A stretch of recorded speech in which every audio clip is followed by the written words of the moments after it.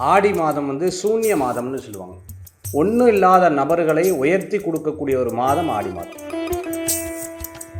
பெண்கள் தன்னுடைய திருமாங்கல்யம், கணவர் நன்னா இருக்கணும்னு சொல்லி, குடும்பம் நன்னா இருக்கணும்னு சொல்லி, துர்கா லக்ஷ்மி சரஸ்வதியை வேண்டக்கூடிய ஒரு அற்புதமான மாதம் ஆடி மாதம். நம்ம வந்து சுவாமிக்கு ஒரு ஜாக்கெட் விட்டு வைப்போம், ஒரு மஞ்சள் வைப்போம், ஒரு கண்ணாடி வைப்போம். அதுக்கப்புறம் பார்த்துட்டோம்னா வீட்டுக்கு வரக்கூடிய சுமங்கலிகளை அழைப்போம். அவளுக்கு ஏதாவது குழந்தை, கன்னியா குழந்தை இருந்ததுன்னா, பெண் குழந்தை இருந்தால் அந்த பெண் குழந்தையை வர வச்சு அந்த குழந்தைக்கு தேவையான இதெல்லாம் வாங்கி கொடுத்து அதை அவள் சந்தோஷப்பட்ட அம்பாள் வீட்டுக்கு வந்தா லக்ஷ்மிகரமான ஒரு இது, அவளே சந்தோஷப்பட்ட மாதிரி. திருஷ்டினா திருஷ்டி அப்படி ஒரு திருஷ்டி, சும்மா கொஞ்ச நேரத்துக்கு திருஷ்டி இல்லை.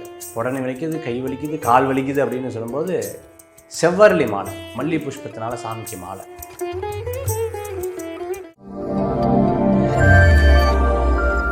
ஃபுல்லான் பக்தி நேயர்கள் அனைவருக்குமே வணக்கம். நான் ரவீனா. இன்றைய நேர்காணலில் நம்மோடு இருக்கக்கூடிய சிறப்பு விருந்தினர் பிரபல ஜோதிடர் மகேஷ் ஐயர் தான்.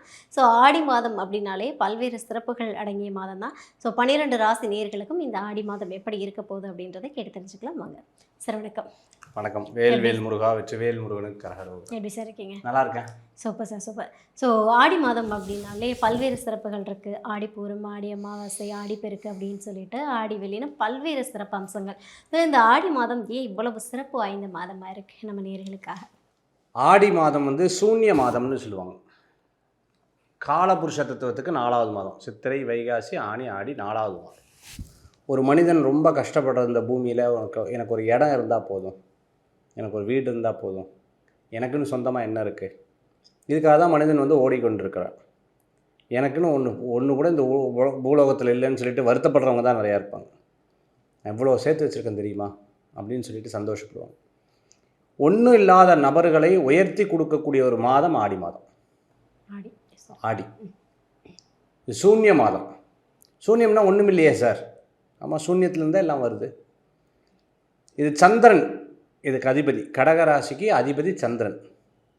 அப்போ இது பெண்களுக்கு உண்டான மாதம். அதான் ஆடி வெள்ளிக்கிழமை ரொம்ப விசேஷம். ஆடி அமாவாசை பெரியவங்களுக்கு ரொம்ப சிறப்பு. ஆடியில் வரக்கூடிய பௌர்ணமி ரொம்ப சிறப்பு.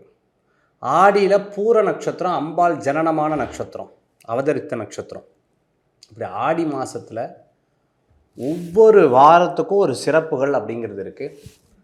அப்போ ஆடியில் வரக்கூடிய வெள்ளிக்கு அவ்வளோ சிறப்பு இருக்குது. கோயிலெல்லாம் சிறப்பான வழிபாடு பண்ணுவாங்க. வெள்ளிக்கிழமை முதல் வாரம் வந்து பார்த்திங்கன்னா அம்பாளுக்கு லலிதா சஹஸ்ரநாம ஜபம். அதே மாதிரி வெள்ளிக்கிழமை எல்லாம் கூட்டு பிரார்த்தனை நடக்கும், லட்சார்ச்சனைன்னு சொல்லி பண்ணுவாங்க. 3வது வாரம் பார்த்துட்டிங்க அப்படின்னு சொன்னால் இது ஊஞ்சல் உற்சவம் பண்ணுவாங்க. கடைசி வாரம் திருக்கல்யாணம் பண்ணுவாங்க.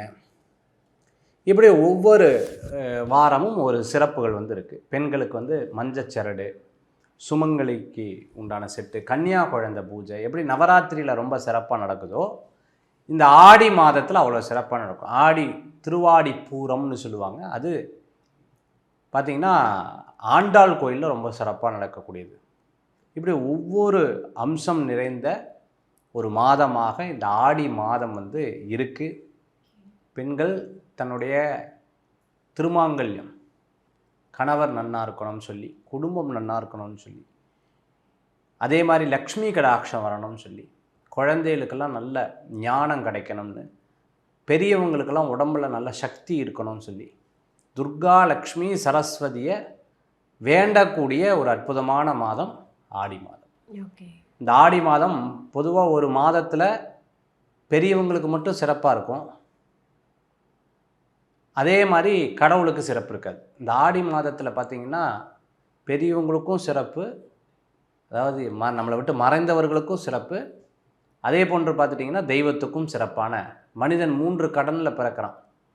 என்ன கடன் அப்படின்னா பித்ரு கடன், தெய்வ கடன், தேவ கடன் சொல்லுவாங்க. 3 கடன். இந்த பித்ரு கடன்கள் நம்ம பெரியவங்களுக்கு செய்யக்கூடிய தர்ம கர்ம காரியங்கள்.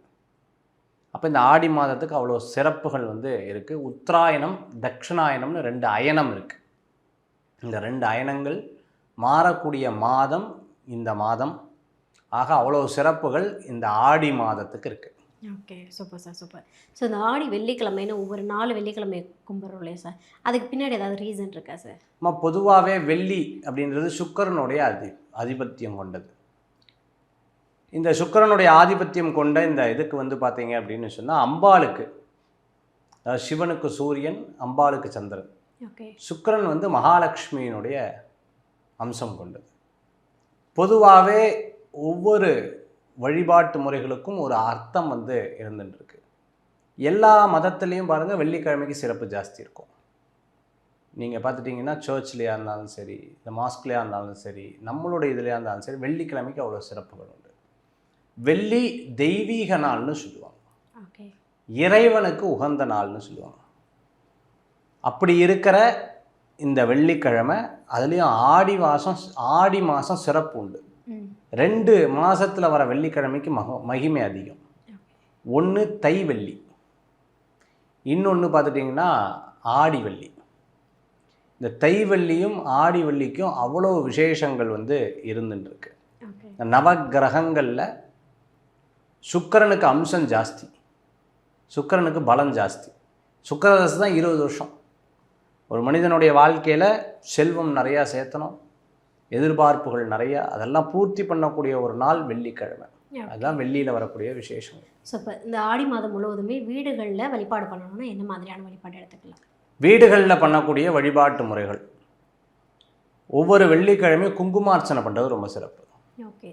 ஆடி மாதம் என்ன பண்ணுவாங்கன்னா, அவங்களுடைய மாமியார் அல்லது அம்மா வீட்டில் அந்த முறைகள் இருந்தால் கலசம் வைப்பாங்க, தேங்காய் வைப்பாங்க, மேலே முகம் வைப்பாங்க. ஓகே. அப்படி முகம் வச்சு அந்த முகத்துக்கு சந்தனம் குங்குமம்லாம் இட்டு ஃபஸ்ட்டு பிள்ளையார் பிடிச்சி வச்சு பிள்ளையாருக்கு பூஜை. சுமுகஸ்ச ஏகதந்தஸ்ச கபிலோ கஜகர்ணக லம்போதரஸ்ச விகடோ விக்னராஜோ விநாயக தூமகேதோ கணாதக்ஷ பாலச்சந்திர கஜானன வக்ரதுண்ட சூர்பகர்ண ஹேரம்ப ஸ்கந்த பூர்வச்சக அப்படின்னு ஃபஸ்ட்டு பிள்ளையாரை வேண்டது. விநாயகரை நம்பிக்கை வைத்தால் தும்பிக்கை வைத்து காப்பாற்றும்.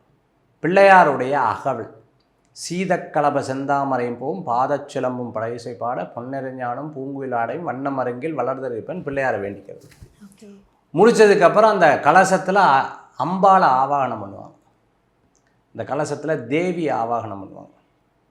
அப்படி தேவியை ஆவாகனம் பண்ணி குங்குமத்தில் அர்ச்சனை, பிரகிருத்திம் வித்யாம் சர்வபூதஹித பிரதாம் ஸ்ரத்தாம் விபூதிம் பரமாத்மிகாம் சுஷிம் ஸ்வாகாம் சுதாம் தன்யாம் ஹிரண்மயீம் லக்ஷ்மீம் நித்தியபுஷ்டாம் விபவரீம் அதித்திம் தீப்திம் தீப்தாம் வசுதாம் வசுதாரிணீம் கமலாம் காந்தாம் இப்படி சொல்லி சுவாமியினுடைய நாமம். இப்படி அம்பாளை போற்றி, இப்போ நம்ம இறைவனை போற்றுறோமோ நம்மளை உலகமே போற்றும். அவ்வளோ சிறப்புகள் இந்த. அப்புறம் நம்ம வந்து சுவாமிக்கு ஒரு ஜாக்கெட் பிட்டு வைப்போம், ஒரு மஞ்சள் வைப்போம், ஒரு கண்ணாடி வைப்போம், சீப் வைப்போம், வளையல் வைப்போம், மை வைப்போம், அதுக்கப்புறம் இந்த மருதாணி வைப்போம். இப்படியெல்லாம் சுவாமிக்கு ஒரு செட்டு. ஓகே. அதுக்கப்புறம் பார்த்துட்டோம்னா வீட்டுக்கு வரக்கூடிய சுமங்கலிகளை அழைப்போம். பக்கத்தில் இருக்கவா, தெரிஞ்சவா, சொந்தக்காரா அவளை வர சொல்லி அவளுக்கு வச்சு கொடுத்து நமஸ்காரம் வாங்கிறது. அவள்கிட்ட ஒரு பாட்டு பாட சொல்லுவாள். அவளும் வீட்டில் பாட்டு பாடி அவளுக்கு ஏதாவது ஒன்று குடிக்கிறதுக்கு பால் பாயசமோ சக்கரை பொங்கலோ நம்மளால் முடிஞ்சது கொடுத்து, அவளுக்கு ஏதாவது குழந்தை கன்னியாக குழந்தை இருந்ததுன்னா, பெண் குழந்தை இருந்தால் அந்த பெண் குழந்தைய வர வச்சு உட்கார வச்சு பாவாடை சட்டை கொடுத்து அந்த குழந்தைக்கு தேவையான இதெல்லாம் வாங்கி கொடுத்து, அதை அவள் சந்தோஷப்பட்ட அம்பாள் வீட்டுக்கு வந்தா லக்ஷ்மிகரமான ஒரு இது, அவளே சந்தோஷப்பட்ட மாதிரி அப்படிங்கிற ஒரு அமைப்பை எடுத்துட்டு அவங்க பண்ணுவாங்க. வயசு பார்க்காம நமஸ்காரம் பண்ணுவாங்க. ஏன்னா வந்தது பக்கத்து வீட்டுக்காரமா இல்லை, வந்தது சுலோச்சனா கிடையாது, வந்தது காஞ்சனா கிடையாது, வந்தது சுசல்யா கிடையாது, வந்தது மகாலட்சுமி, பராசக்தி, துர்கா, சரஸ்வதி அப்படின்னு வேண்டிட்டு வீட்டுக்கு வந்தவங்களை நமஸ்காரம், பெரியவங்களோ சின்னவங்களோ நமஸ்காரம் வாங்கிவிட்டு அவள் வந்து ஆசீர்வாதம், தீர்க்க சௌபாகியமாக இருக்கணும் அப்படின்னு ஆசீர்வாதம் பண்ணுவாங்க. அப்புறம் அவங்க வீட்டுக்கு இவங்க போவாங்க. இந்த மாதிரி வீட்டில் வச்சு வழிபாடு பண்ணுறது.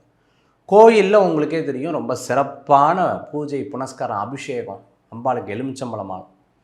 இந்த வாட்டி நிறைய ஒரு ரகசியம் வச்சுட்டுருக்கேன். ஆடி மாதம் நிறைய ஆயுள் விருத்தி ஆகணும். வீட்டில் குடும்பத்தில் பயம் ஜாஸ்தியாக இருக்குது, அப்படியே நடுங்குது, யாருக்கு என்ன ஆகுமோ தெரில சார், ஆஸ்பத்திரி செலவு இப்படி இருக்குது, இப்படி எலுமிச்சம்பழம் மாலை போட்டது ரொம்ப விசேஷம் ஆடி மாதத்தில். எனக்கு வந்து வீட்டில் வந்து நல்ல திருப்தியாக சௌக்கியமாக வேலை வந்து கன்ஃபார்ம் ஆகணும் சார். வேலையில் ஸ்ட்ராங் ஆகணும். என்ன சார் பண்ணுறது? ஏலக்காய் மாலை. ஓகே. அம்பாளுக்கு ஏலக்காய் மாலை போடுறது. அப்பா எதிரி தொல்லை தாங்க. திருஷ்டினா திருஷ்டி, அப்படி ஒரு திருஷ்டி, சும்மா கொஞ்ச நேரத்து திருஷ்டி இல்லை. உடனே வலிக்குது, கை வலிக்குது, கால் வலிக்குது அப்படின்னு சொல்லும்போது செவ்வரளி மாலை. வீட்டில் செல்வம் கொழிக்கணும் சார். செண்பகம், மரிக்கொழுந்து, வாசனைப்பூ, மல்லி புஷ்பத்தினால சாமிக்கு மாலை.